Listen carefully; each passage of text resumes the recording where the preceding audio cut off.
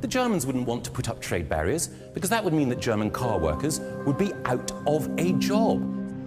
Do you seriously suppose that they are going to be so insane as to allow tariffs to be imposed between Britain and Germany?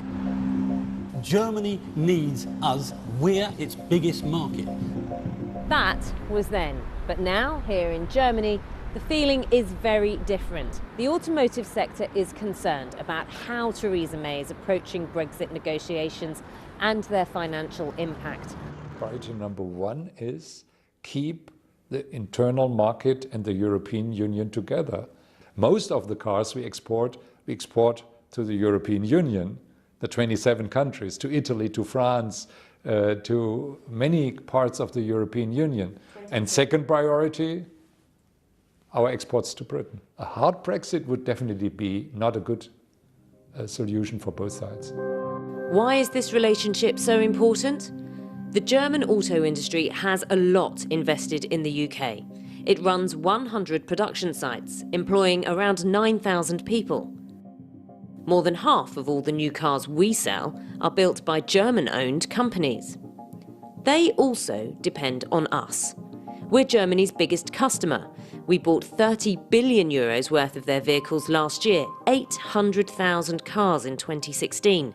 That's nearly a fifth of Germany's automobile exports. There are concerns that the length of time Theresa May needs to negotiate us out of the EU has been underestimated by the British government. 2 years for the complex negotiations of more than 100 parts of a treaty is not realistic. You could do it in 2 years if you take, for example, the Norway solution. Stay in the internal market, stay in the customs union, accept some preconditions. That could be done in 2 years. Which the Prime Minister has rejected. Which the Prime Minister has rejected. Therefore, as long as these existing models are rejected, any other solution needs longer.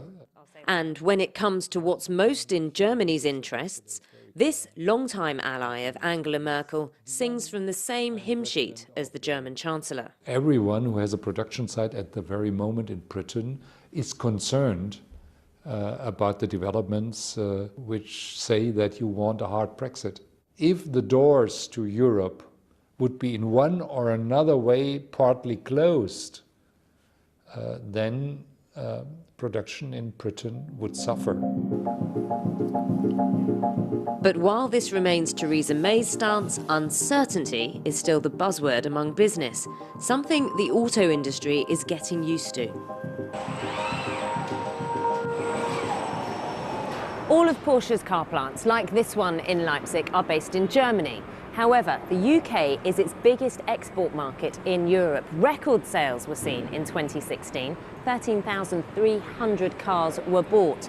So companies like this cannot afford to ignore Brexit and are mindful of how negotiations might progress.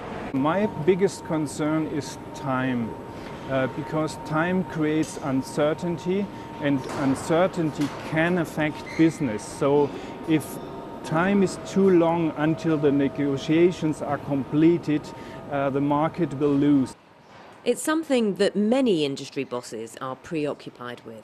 It will be a little bit more difficult seeing exactly what changes will affect the market, what changes will affect the exchange of persons, the exchange of goods, but the relationship itself will be as good as before. However, we've been told that the bond can be broken. There are alternative manufacturing hubs vying for a service we currently provide. Eastern Europe is proving competitive in places like Hungary, the Czech Republic and Poland. It's not given that any of our countries, Germany not, Britain not, will produce in 5 or 10 years as many cars at home as it does today. And the political precondition, the trade precondition, is so important, and one should always reflect that if one is a political leader, what consequence does my decision have on production in my own country? Theresa May says the UK economy is a priority, but a UK outside the EU single market and customs union could, it seems, face the very real prospect of moving down the pecking order when it comes to Germany's favoured trading partners.